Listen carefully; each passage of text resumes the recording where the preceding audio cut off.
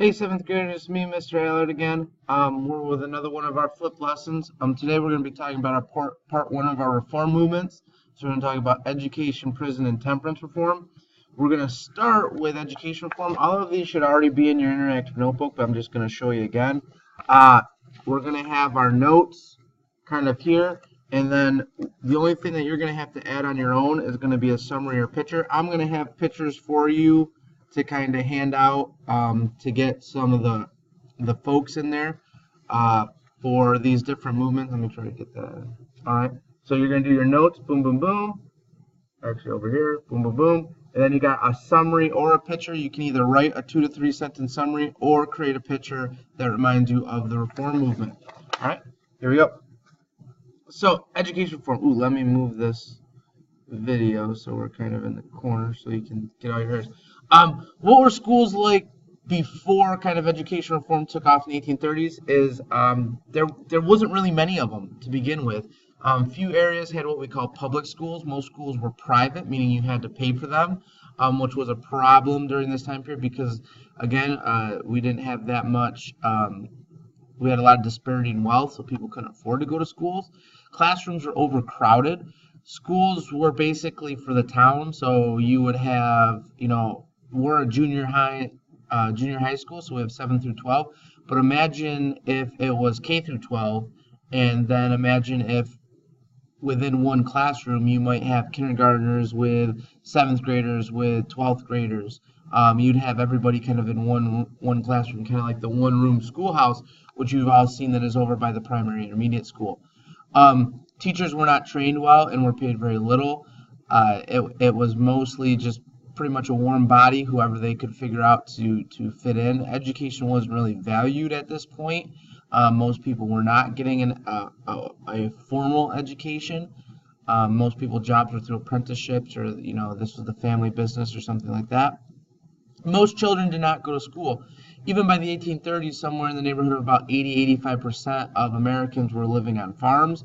Families were much larger, and typically, once the son or daughter could kind of work in the house and work in the field, they were pulled out of schools to do that, so that they were not allowed to go to school. You typically around 3rd, 4th, 5th grade was where most kids were pulled out of schools.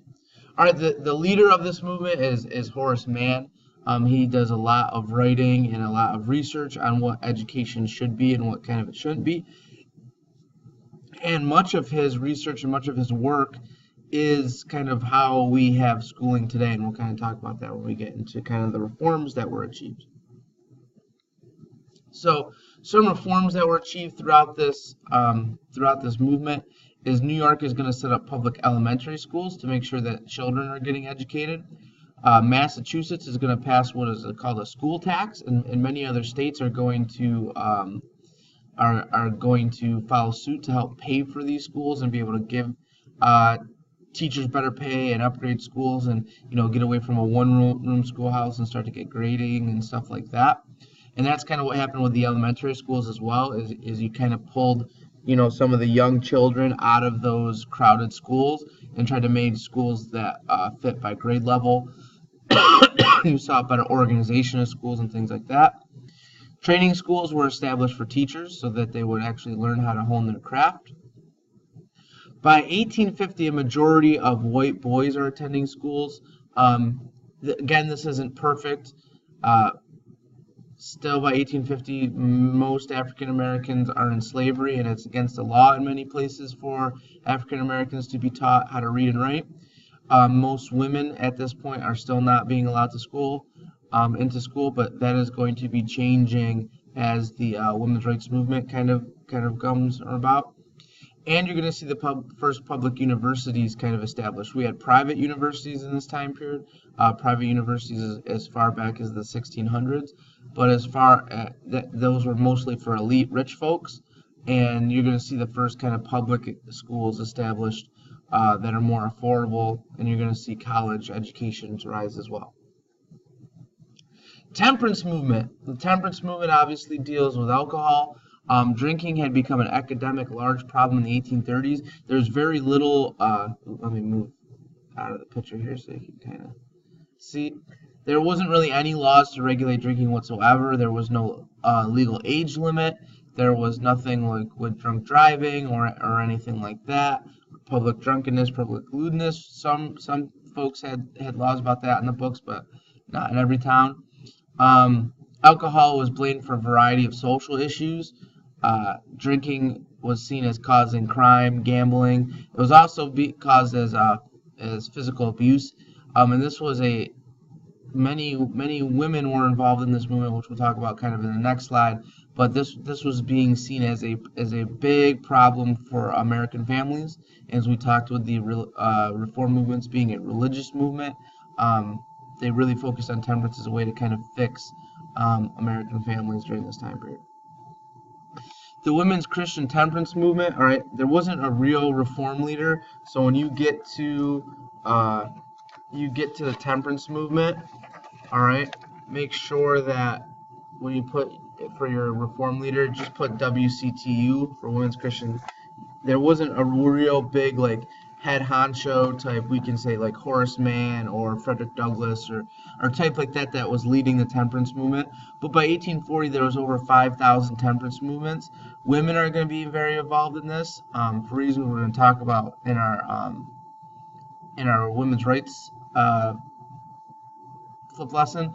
But just to kind of do a brief summary, women really didn't have control of the money in the household. So men, what was happening in some households, men were using the funding for the home, taking it to bars and local drinking establishments and things like that, and women weren't having the money to provide food, provide clothing, provide rent, and saw this as a big problem. Many women, drunk husbands were coming home and they were being physically abused or verbally abused and things like that. So women were at the forefront of this movement. Trying to move around the camera, so I'm kind of staying out of the way of the writing. Reform movements achieved. Alcohol consumption in the United States is going to drop when the temperance movement starts, and you can kind of see that in the graph below.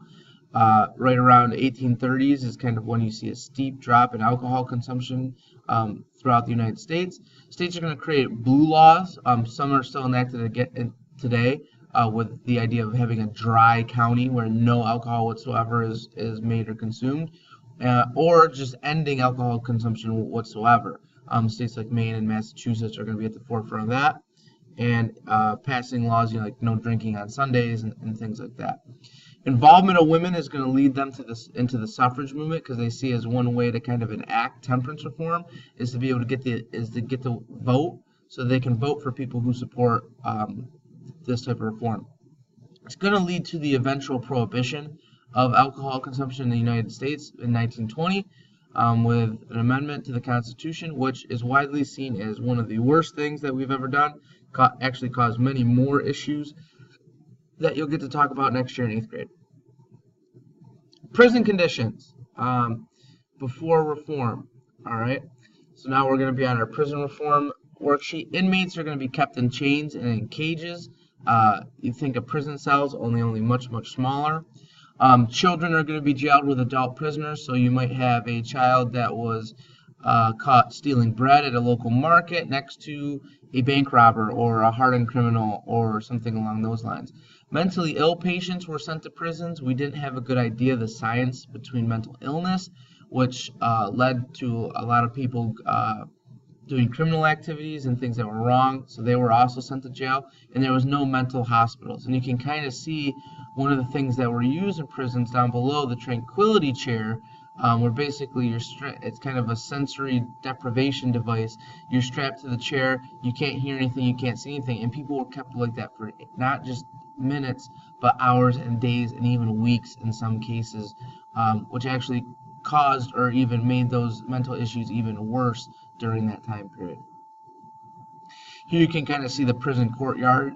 This is from a newspaper advertisement about the exercising in prison, and you can kind of see the masks being worn, people chained up, tied by ropes, have to stay together, kind of the cruel and unusual punishment there.